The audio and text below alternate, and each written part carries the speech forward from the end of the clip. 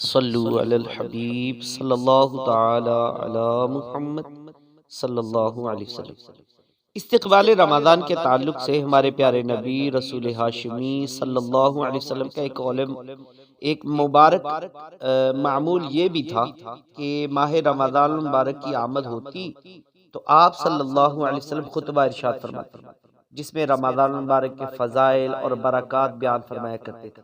آئیے سرکار دو عالم صلی اللہ علیہ وسلم کے مبارک خطبات میں سے خطبہ سننے کی سعادت حاصل کرتے ہیں۔ سیدنا ابو ہریرہ رضی اللہ تعالیٰ عنہ فرماتے ہیں کہ ایک مرتبہ رمضان المبارک کی تشریف آوری ہوئی تو نبی پاک صلی اللہ علیہ وسلم نے خطبہ دیتے ہوئے ارشاد فرمایا، قد جاءکم شہر مبارک، فرمایا بے شک تمہارے پاس برکت والا مہینہ آ گیا،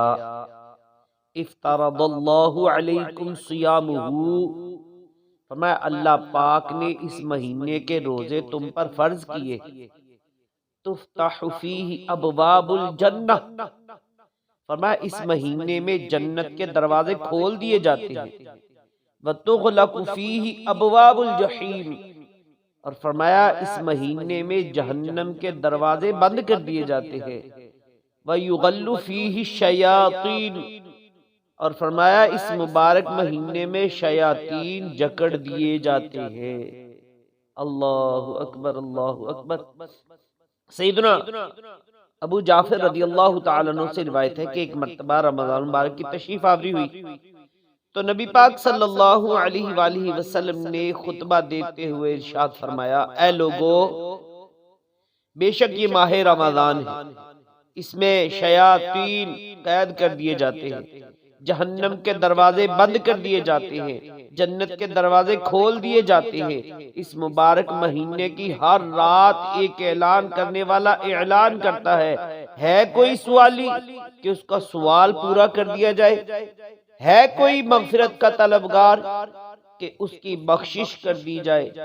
اللہ اکبر۔ اور سیدنا عبادہ بن صامت رضی اللہ تعالیٰ عنہ سے روایت ہے کہ ایک مرتبہ ماہ رمضان مبارک کی آمد تھی، نبی پاک صلی اللہ علیہ وسلم نے فرمایا، تمہارے پاس